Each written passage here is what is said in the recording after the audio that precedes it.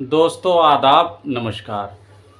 आज 15 मई 2025 को supreme court of India में वक्फ संशोधन अधिनियम 2025 के मामले में क्या हुआ, इसे जानने से पहले आपको बता दें कि 5 मई 2025 को पूर्व चीफ जस्टिस संजीव खन्ना की अध्यक्षता में 3 जजों की बेंच ने इस मामले की सुनवाई की थी।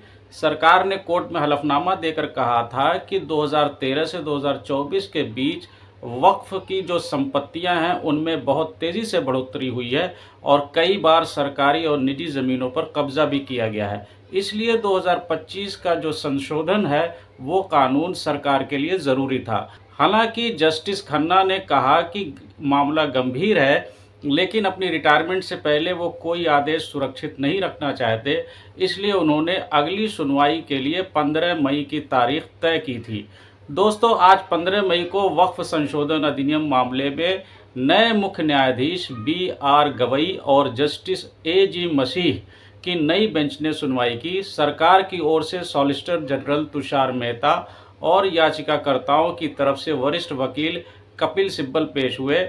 दोनों पक्षों ने कहा कि चूंकि मामला बड़ा है और मुख्य न्यायाधीश को फाइल पढ़ने का पूरा समय नहीं मिला होगा, इसलिए बहस को थोड़े समय के लिए टाला जा सकता है। चीफ जस्टिस ने वकीलों से कहा कि अपनी दलीलों के नोट सभी पक्षों के साथ साझा करें ताकि सुनवाई को और बेहतर बनाया जा सके।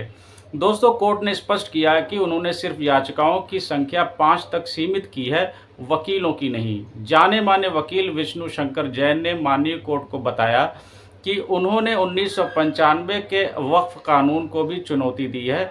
इस पर सुप्रीम कोर्ट ने साफ कहा कि 1995 वाले वक्फ कानून पर रोक लगाने की याचिकाओं को वो नहीं सुनेंगे और इस पर संबंधित पक्ष हाई कोर्ट जाएं।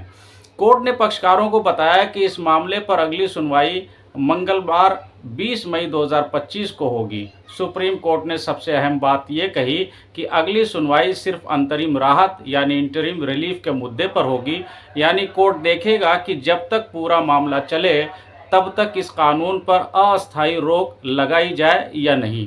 दोस्तों, मुख्य न्यायाधीश B.R. गवई और जस्टिस A.G. मसीह की बेंच ने दोनों पक्षों से कहा कि वे अपनी लिखित दलीलें सोमवार 19 मई तक कोर्ट में जमा करें। दोस्तों, आपको बता दें, कुल मिलाकर ऑनरेबल सुप्रीम कोर्ट ने इस मामले में 2 अहम बातें कही।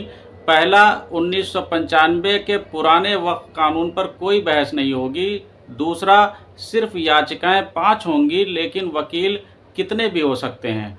दोस्तों, आपको याद दिला दें कि याचिकाकर्ताओं ने माननीय सुप्रीम कोर्ट से वक्फ संशोधन अधिनियम 2025 से संबंधित कुछ विवादित मामलों को लेकर अंतरिम राहत मांगी है। इसमें पहला मुख्य मुद्दा क्या है? वक्फ संशोधन अधिनियम 2025 में वक्फ बाय यूजर प्रावधान को हटाने का निर्णय लिया गया है।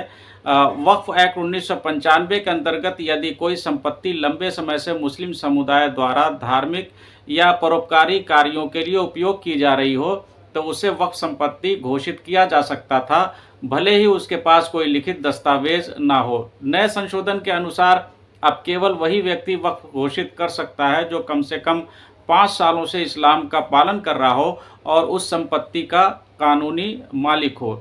इस बदलाव के पीछे सरकार अपना ये उद्देश्य बताती है कि वक्फ संपत्तियों के प्रबंधन में पारदर्शिता और जवाबदेही लाना है।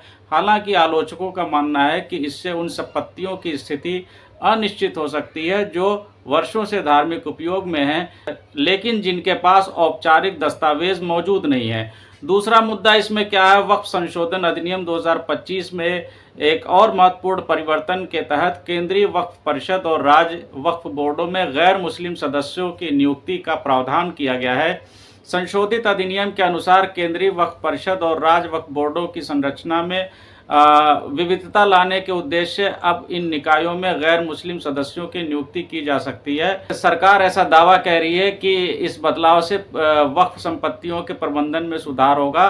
सरकार का ये भी कहना है कि ये संशोधन सभी समुदायों को साथ लेकर चलने की दिशा में एक सकारात्मक प्रयास है। हालांकि इस प्रावधान को लेकर मुस्लिम समुदाय के कुछ वर्गों और विपक्षी दलों ने चिंता व्यक्त की है। उनका तर्क है कि वक्फ बोर्डों का उद्देश्य मुस्लिम धार्मिक और परोपकारी संपत्तियों का प्रबंधन है और गैर मुस्लिम सदस्यों की नियुक्ति से इस उद्देश्य पर असर पड़ सकता है।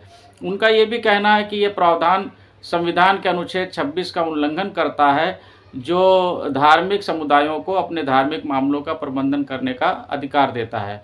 तीसरा अहम मुद्दा क्या है इस वक्फ संशोधन अधिनियम 2025 में? दोस्तों, प्रस्तावित प्रावधानों के अनुसार जिला कलेक्टर को यह अधिकार दिया गया है कि वो ये निर्धारित करें कि कोई संपत्ति वक्फ है या सरकारी भूमि। इससे पहले ऐसे विवादों का निपटारा वक्फ ट्रिब्यूनल द्वारा किया जाता था।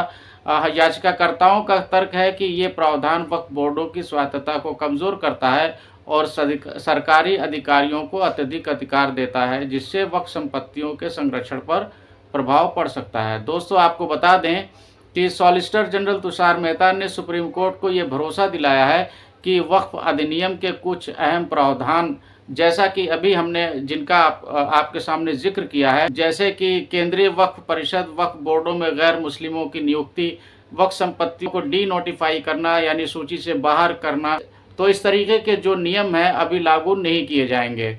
इससे पहले भी सरकार ने अदालत को ये आश्वासन दिया है कि नए कानून के तहत ना तो केंद्रीय वक्फ परिषद और ना ही राज्य वक्फ बोर्डों में कोई नई नियुक्ति की जाएगी। दोस्तों, ये आश्वासन अदालत द्वारा 20 मई 2025 को अंतरिम राहत पर निर्णय लेने तक प्रभावी रहेगा।